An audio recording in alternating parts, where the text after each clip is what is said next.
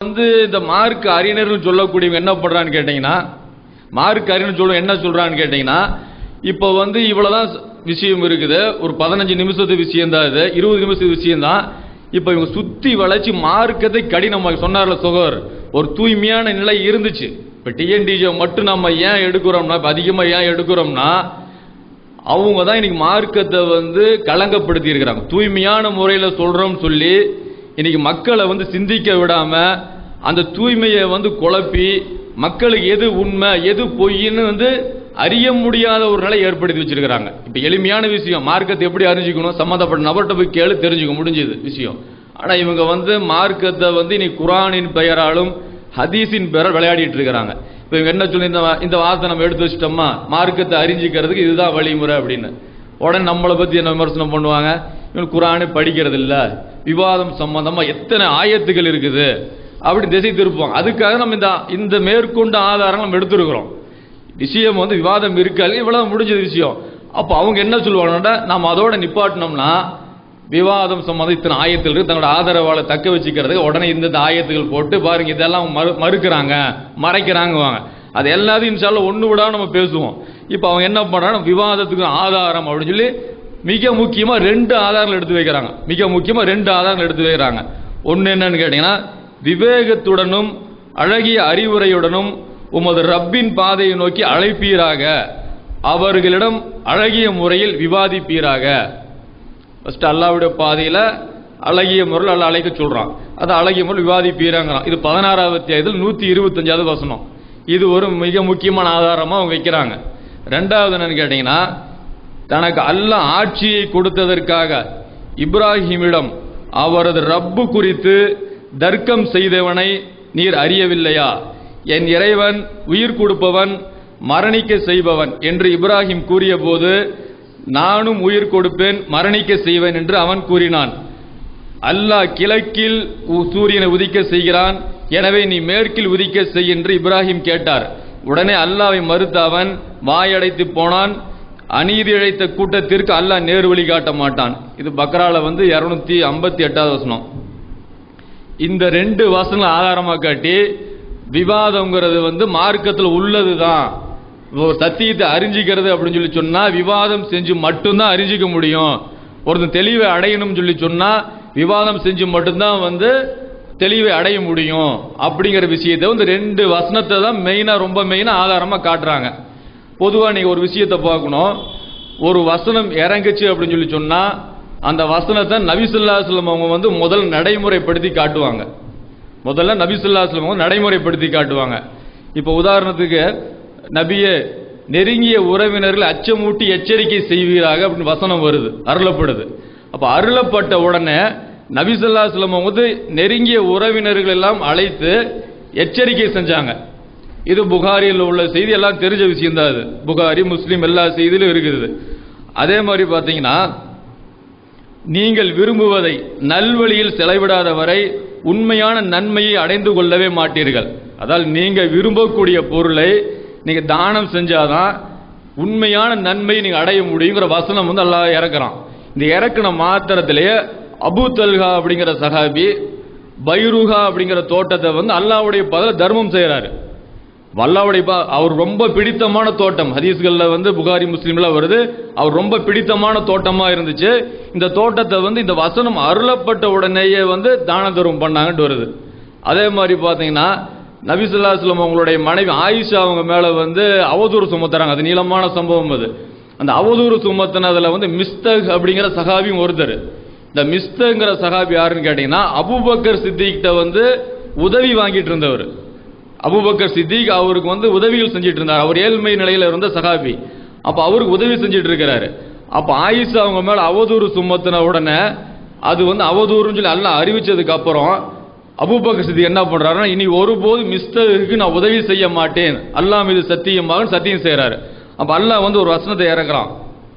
என்ன வசனம்னா, அதாவது உறவினர்களுக்கும் ஏழைகளுக்கும் அல்லாஹ்வின் பாதையில் ஹிஜ்ரத் செய்தோருக்கும் உதவவே மாட்டோம் என்று செல்வமும் வசதியும் உடையோர் சத்தியம் செய்ய வேண்டாம், மன்னித்து அலட்சியம் செய்யட்டும், அல்லாஹ் உங்களை மன்னிக்க வேண்டும் என்று விரும்ப மாட்டீர்களா, அல்லாஹ் மன்னிப்பவன் நிகரற்ற அன்புடையோன். இந்த வசனத்தை அல்லாஹ் இறக்குறான். அதாவது மிஸ்டேக்கு வந்து நான் உதவியே செய்ய மாட்டேன் சத்தியம் செய்யறாரு. அல்லாஹ் வந்து இந்த மாதிரி நீங்க சத்தியம் செய்ய வேண்டாம்னு சொல்லி வசனத்தை இறக்குறான்.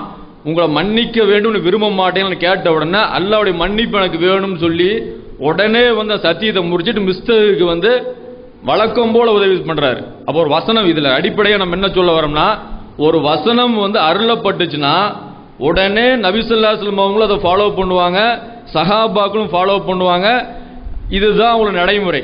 இப்ப இவங்க சொல்ற மாதிரி இப்ப வந்து விவேகத்துடனும் அழகிய அறிவுரையுடன் உமது ரப்பின் பாதையை நோக்கி அழைப்பீராக, அவரிடம் அழகிய முறை விவாதிப்பீராக இந்த வசனம் அருளப்படுதில்ல. இந்த வசனம் அருளப்பட்ட உடனே நபி ஸல்லல்லாஹு அலைஹி வஸல்லம் யாருக்கிட்ட விவாதம் பண்ணாங்க? யாருக்கிட்ட விவாதம் பண்ணாங்க? அப்ப யூத கிறிஸ்துவர்கள் இருந்தாங்கல்ல, இப்ப யூத கிறிஸ்துவருடைய அந்த புத்தகங்கள்ல வந்து இடைசர்கள் இருக்குன்னு அல்லாஹ்வே சொல்றான். அப்போ தௌராத் வந்து கலப்படமா இல்லையான்னு ஒரு டைட்டில் போட்டு விவாதம் பண்ணலாம்ல. அதே மாதிரி இஞ்சில் வந்து கலப்படமா இல்லையான்னு சொல்லி விவாதம் பண்ணலாம்ல. அதே மாதிரி கிறிஸ்தவர்கள்ட்ட 3 கடவுளா 1 கடவுளா விவாதம் பண்ணலாம்ல. இப்னு சய்யாத் நோக்கி விவாதம் பண்ணலாம்ல. அதே மாதிரி ரசூலுல்லாஹ் காலத்திலேயே நபி ஸல்லல்லாஹு அலைஹி வஸல்லம் காலத்திலேயே முசைலிமா அப்படிங்கிறவன் வந்து தான் நபின்னு சொல்லி சொன்னான். நபி ஸல்லல்லாஹு அலைஹி வஸல்லம் காலத்திலேயே நபி ஸல்லல்லாஹு அலைஹி வஸல்லம் அவங்கள கூட டைரக்டா ஒரு முறை சந்திக்கிறான். அப்போ நபி ஸல்லல்லாஹு அலைஹி வஸல்லம் அவங்களோட நபி ஸல்லல்லாஹு அலைஹி வஸல்லம் அவங்கள சந்திக்கும் போது கூட நபி ஸல்லல்லாஹு இப்படி அழைப்பு கொடுத்துருக்கலாமே. அப்ப நபி ஸல்லல்லாஹு அலைஹி வஸல்லம் அவங்க வந்து இந்த ஆயத்தை வந்து நடைமுறைப்படுத்தலன்னு சொல்ல வராங்க அவங்க. அதாவது இந்த வசனம் அருளப்பட்டதுக்கு அப்புறம் நபி ஸல்லல்லாஹு அலைஹி வஸல்லம் விவாதம் பண்ணியிருந்தாங்கன்னா இவங்களுக்கு அது ஆதாரமே தவிர நபி ஸல்லல்லாஹு அலைஹி வஸல்லம் அவங்க எங்கேயுமே விவாதம் பண்ணல. இன்னும் மன்னர்களுக்கு அழைப்பு தான் கொடுத்தாங்க.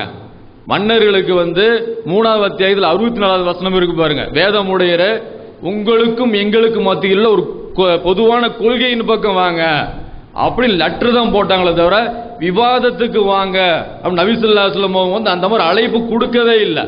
அப்ப நபி ஸல்லல்லாஹு அலைஹி வஸல்லம் அவங்களோட நடைமுறை வந்து இது இல்லைங்கிறது வந்து இது பளிச்சுன்னு காட்டுது. இவங்க மக்களை ஏமாத்துறதுக்காக இந்த வசனங்களை வந்து சொல்லி மக்களை திசை திருப்பி மக்களை தப்பான பாதையில் கூட்டிட்டு போயிருக்காங்களே தவிர இது விவாதங்கிறது வந்து சத்தியத்தை அறிந்து கொள்ளும் அளவுகோலே கிடையாது.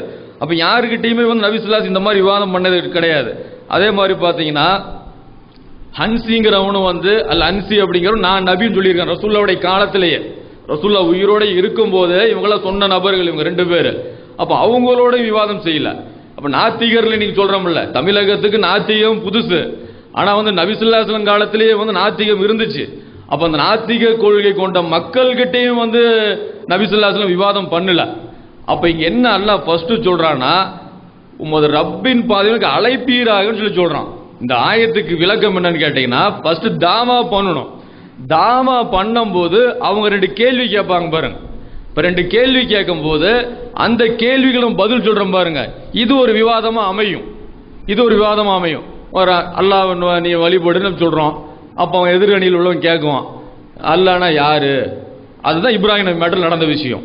இப்ராஹிம் நபி மேட்டர் நடந்த விஷயம் என்னன்னு கேட்டீங்கன்னா அவர் அந்த மன்னர்கிட்ட தாவா பண்றாரு. தாவா பண்ணும்போது உன்னுடைய ரப்போடைய தன்மை என்னன்னு அடிப்படையில் கேட்கலாம். அப்படி கேட்கும்போது இப்ராஹிம் நபி பதில் சொல்றாங்க உயிர் கொடுக்கக்கூடியவன் மரணிக்க செய்யக்கூடியவன் சொல்லி பதில சொல்றாங்களே தவிர இவங்க சொல்ற மாதிரி வந்து விவாதம் தான் வழிமுறை அப்படின்னு சொல்லி சொன்னா நபி ஸல்லல்லாஹு அலைஹி வஸல்லம் அவங்க இந்த வசனத்தை நடைமுறைப்படுத்தலன்னு சொல்லி நபி ஸல்லல்லாஹு அலைஹி வஸல்லம் மேல பகிரங்கமா குற்றம் சுமத்துறாங்க. அப்போ வந்து இவங்க எப்போ விவாதத்தின் மூலமா தான் மார்க்கத்தை நிலைநாட்ட முடியும், சத்தியத்தை நிலைநாட்ட முடியும் சொல்லி சொல்றதா இருந்தா நபி வழியில இங்க ஆதாரம்.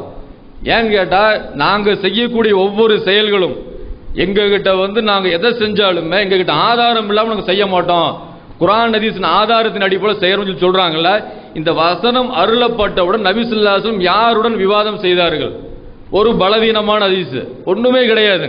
அப்ப நபி ஸல்லல்லாஹு அலைஹி வஸல்லம் அவங்க தாவா பண்றாங்க. அந்த தாவாவை கேட்டு சில பேர் வந்து சந்தேகம் விளக்கம் பிறகு வராங்க. உதாரணம் நஜ்ரான் நாட்டில இருந்து வராங்க, சில பாதிரிமார்கள் வராங்க. வந்து நபி ஸல்லல்லாஹு அலைஹி வஸல்லம் ஈசா நபியை பத்தி பேசுறாங்க. அப்ப ஈசா நபியை பத்தி பேசுறதுக்கு என்ன அடிப்படை காரணம்னா நபி ஸல்லல்லாஹு அலைஹி வஸல்லம் ஏற்கனவே தாவா பண்ண செய்தி அவங்களுக்கு போகுது. போனதின் அடிப்படையில வந்து அவங்க சில விளக்கங்கள் கேட்கறாங்க. நபி ஸல்லல்லாஹு அலைஹி வஸல்லம் பதில சொல்றாங்க. அவங்க விதண்டாவாதமா பேசுறாங்க. அது தனி விஷயம். இப்ப இதுல என்ன விளங்குதுன்னா தாவா பண்ணுவதின் அடிப்படையில நாம சந்திக்கக்கூடிய பிரச்சனைகள் கேட்கப்படக்கூடிய கேள்விகள் இததான் விவாதம் வந்து குர்ஆன் சொல்லுதே தவிர ஒரு டைட்டில் போட்டுக்கிட்டு அந்த டைட்டில் நீ உட்காந்துக்கோ இந்த டைட்டில் நான் உட்காந்துக்கிறேன் அப்படின்னு சொல்லி அந்த பக்கத்துல இருந்து எந்த